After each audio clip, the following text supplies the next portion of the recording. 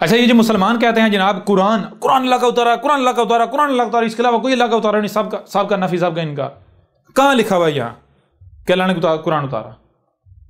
लिखा हुआ कहीं? कहीं भी नहीं। आसन अल हदीस ही आसन, सबसे पहले आसन, तो जो आसन साबित होता है, आसन जब आप आसन की शर्त पर उतारेंगे तो ये जो बड़े अपने आप को बताते हैं जी हम तो इल्मों किताबी हैं, हम तो किताबों सुन्नत के मानने वाले हैं, उनसे पूछें जरा, इधर आओ, ये जिसे तुम सुन्नत का नाम देते हो, तुम्हारे बाबे बुखारी, बाबा बुखारी, वो जिसको खुद बुखार हुआ तुम्हें वो क्या देगा? बुखारी तो देगा ना। जी बाबा मुस्लिम अपने किरदार से तो अपने आप को बहुत बड़ा मुशरिक साबित कर रहा है, और नाम से मुस्लिम। नाम से मुस्लिम बनने से क्या होता है? जो खुद नाम का मुस्लिम है तुम्हें भी तो नाम के मुस्लिम बनाएगा ना। जी जी उस्ताद जी। तो अपने बाबे बुखारी, अपने बाबे मुस्लिम, अपने बाबे माजा कहो या मांझा कहो, जी जो भी कहो, या रांझा कहो, इनका तो रांझा ही हुआ ना। जी उस्ताद जी बिल्कुल। हाँ, इनका तो रांझा। बाकी जितने बाबे हैं, एक वो है वो अहले हदीस, वो मेरे ऊपर कत्ल का फतवा जारी किया, हुकूमत को कह रहा है इसको कत्ल करो, गिरफ्तार करो, फांसी दो, ये करो, वो क्या कह रहा है? वो इब्ने तैमिया का नाम लेते हुए कहता है इब्ने तैमिया राहिमहुल्लाहु हुज्जतुल्लाहि फिल अर्द, कह रहा है इब्ने तैमिया जो है वो जमीन पर अल्लाह की हुज्जत है। वो गधे के बच्चे, जमीन पर हुज्जत कौन होता है? जमीन पर हुज्जत तो कुछ साबित नहीं होता, पहली बात। नंबर 2, हुज्जत होता है इंसानों पर, लोगों पर, और कौन होता है वो? रब तो कह रहा है रसूल होता है, कुरान कह रहा है रसूल हुज्जत होता है लोगों पर।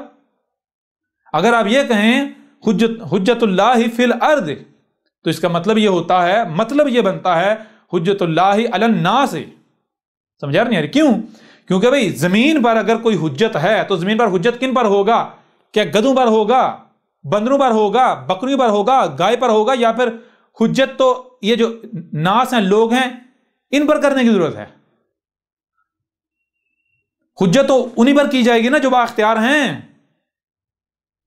जी बिल्कुल जी, जो मुकल्लफ हैं, जो मुकल्लफ नहीं उन पर तो हुज्जत आप हो ही नहीं सकते। तो इसलिए अगर आप कहते हैं हुज्जतुल्लाहि फिल अर्द, तो इसका मतलब क्या होता है? हुज्जतुल्लाहि अलन नास। ठीक है, तो इसका मतलब क्या होता है? इसका मतलब यह होता है आप अलल इलान अपनी जबान से भी यह दावा कर रहे हैं कि हम इब्ने तैमिया को अल्लाह का रसूल मानते हैं। समझ आ रही है नहीं आ रही? जी उस्ताद। जरा मैदान में तुम लोग बहुत बड़े मुनाफिक हो, मुनाफिक मुल्लाटो। तुम्हें पता है कि हम यानी कि वही बातों को करते ही इस तरह हैं कि लोग इनकी बातें समझ ना सके, लोग इनकी बातें समझ, इनको पता है हमने लोगों को जो लॉलीपॉप दिया हुआ है, अगर 2 टोक हम वो बात करेंगे तो लोग शोर मचाएंगे, वरना हम जो जी चाहे करते रहें, किसी को क्या पता चलना है? भाई मैं आपसे पूछता हूं, मैं आपसे सवाल करता हूं जी, आप इसे क्या कहते हैं? सेब। सेब कहते हैं ना जी। मैं इसे एप्पल कहता हूं। क्या एप्पल कहने से यह बदल जाएगा? नहीं। एप्पल कहने से बदल जाएगा? नहीं बदलेगा। नहीं ना बदलेगा। मतलब यही होगा ना? बिल्कुल यही हो। मैं आपसे पूछता हूं, अगर कोई इसे सेब कहे आप चिल्लाना शुरू कर दें, क्यों सेब क्यों कह रहा है, सेब क्यों कह रहा है, और अगर कोई एप्पल कहे तो आप दुम दबाकर बैठ जाएं। ये क्या है? ये आप अक्लमंद हैं जी? क्या एप्पल कहने से ये शय नहीं रहेगी, बदल जाएगी जी? इसी तरह अगर कोई कहता है रसूल, तो चीखें मारना शुरू कर देते हैं, शोर मचाना शुरू कर देते हैं। और अगर कोई कहता है हुज्जतुल्लाहि फिल अर्द, तो दुम दबा के बैठ जाते हैं। और गधे के बच्चों, हुज्जतुल्लाहि फिल अर्द किसे कहते हैं? हुज्जतुल्लाहि फिल अर्द तो रसूल को कहते हैं। आप हुज्जतुल्लाहि फिल अर्द कह लें या रसूलुल्लाह कह रहे हैं, बात तो एक है जी। अहमद ईसा के ऊपर फतवे लगाते हो। अहमद ईसा तो रसूल है, और जो कज़ाब हैं तुम तो उनको रसूल कह रहे हो मैदान में आओ जी। जी बिल्कुल जी।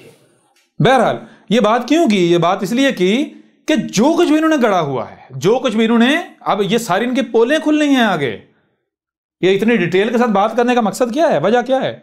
इतनी डिटेल के साथ बात करने का मकसद और वजह यह है कि ये जो मुल्लाटे हैं, ये तो 1400 साल से इन्होंने खिलवाड़ किया हुआ है, हालांकि ये तो पीछे से चला आ रहा है। ये चाक करना है इनका, इनकी औकातें इन्हें दिखानी है। ये फतवे लगाते हैं अहमद ईसा पर, मुकाबला किसके साथ कर रहे हो जी?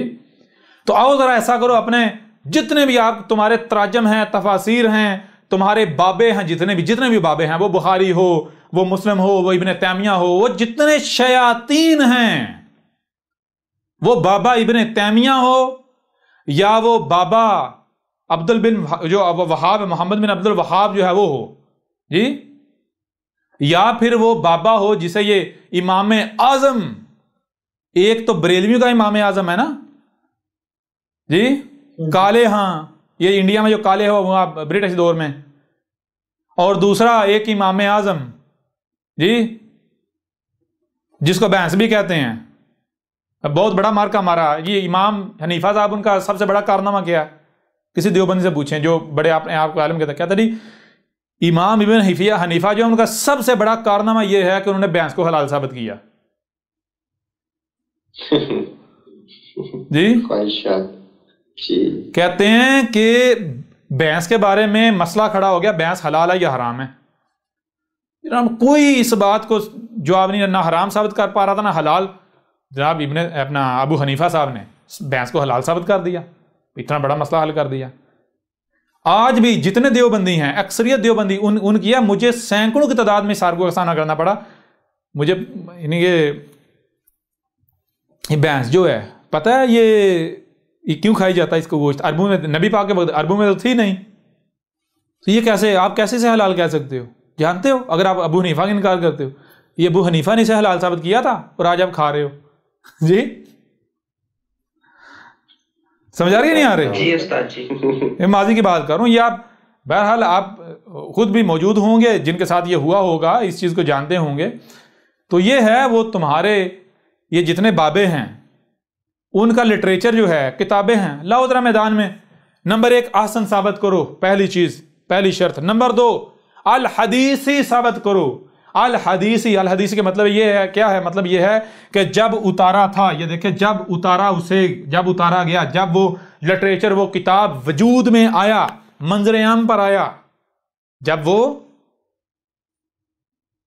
मंजर आम पर वजूद में आया, तब से लेकर जब तक इंसान इस जमीन पर मौजूद हैं, इन्हें हिदायत की जरूरत है, तब तक की तारीख, तब तक का जिक्र साबित करो। दिखाओ मुझे बुखारी से कि अभी क्या होना है, क्या हो रहा है, आगे क्या होना है, माजी में क्या हुआ, बताओ, दिखाओ मुझे बुखारी से, दिखाओ मुझे मुस्लिम से। अपने बाबू की किताबों को, उनको छोड़ो, जो तुम्हारे तराजम और तफासीर हैं, तराजम के नाम पर जो तुम्हारा कुरान है, तराजम अरबी असल मतन की बात नहीं हो रही। और असल मतन क्या लिखा हो तो तुम्हें पता ही नहीं, वो तो अभी तुम्हारा सारा दजल चाक करेंगे जी। अल हदीस साबित कर दो। दुनिया की कोई ताकत बाबे बुखारी की किताब को, बाबे मुस्लिम की किताब को, इसके अलावा जितने बाबे हैं, छोड़े सारे बाबों को। सीधी दो टोक बात है, कुरान जो असल अरबी मतन है उसके अलावा कोई तर्जमा, कोई तफसीर, कोई किताब जो है मुसलमान अपनी अल्लाह की उतारी हुई साबित कर दें, जो सजा कहेंगे अहमद ईसा भुगतने को तैयार है। और अगर तुम साबित नहीं कर सकते, जो कि अहमद ईसा ने बात साबित कर दी, गैर अल्लाह की साबित कर दी, और अभी हो रहा है, तो फिर तुम ये जो इन किताबों से हिदायत ले रहे हो, और तुम्हें क्या मिलेगा? गधे के बच्चों, हिदायत मिलेगी? क्या मिलेगा तुम्हें? तफरका मिलेगा, जहालत मिलेगी, बकवासात मिलेंगी, और वही तो तुम्हें मिल रहा है। और तुम्हें नजर नहीं आ रहा, जब से तुमने इन किताबों को थामा हुआ है, जब से तुम इनके पीछे पड़े हुए हो, इनसे रहनुमाई के नाम पर इनकी तरफ रुजू किया हुआ है, फिरका दर फिरका नहीं होगे, एक दूसरे की गर्दनें नहीं काट रहे। अब मैं ही असल मुसलमान हूं, बाकी सारे तो काफिर हैं जी। बात समझ आ रही है नहीं आ रही? जी। आओ ना जरा मैदान में, पता चलता है। अल हदीस से साबित करो इसको। जब बुखारी वजूद में आई, बुखारी तब से लेकर और जब तक इंसान जमीन पर मौजूद है तब तक का जिक्र, तारीख साबित करो, साबित करो। आज इस वक्त ये जो अहमद ईसा सामने खड़ा हुआ है, साबित करो बुखारी के अंदर साबित करो, लिखा हुआ हो। बुखारी दिखाए, मुस्लिम दिखाए कि जनाब ये जो सदी होगी 15वीं, इनकी इस्लामी सदी जो है जी, और दूसरी 21वीं सदी में इस तरह एक अहमद ईसा नामी आएगा, वो जो इस्लाम है उसकी जड़ें काट के रख देगा। बाबे बुखारी को शैतान कहेगा, बाबे मुस्लिम को शैतान कहेगा जी। आओ जरा अपने बुखारी से निकाल के दिखाओ, हम तुम्हें कुरान से निकाल कर दिखाते हैं। समझा रही है, नहीं आ रही? जी उस्ताद जी। क्लियर हो रहा है? भी नहीं हो रहा? तो अल हदीसी जो आसन साबित हो जाए, जो अल हदीस साबित हो जाए, वो अल्लाह का उतारा हुआ है। जो आसन साबित नहीं होता, अल हदीस साबित नहीं होता, वो अल्लाह का उतारा हुआ नहीं है। बेशक पूरी की पूरी दुनिया की तरफ हो जाए, पूरी दुनिया जूते की नोक पर।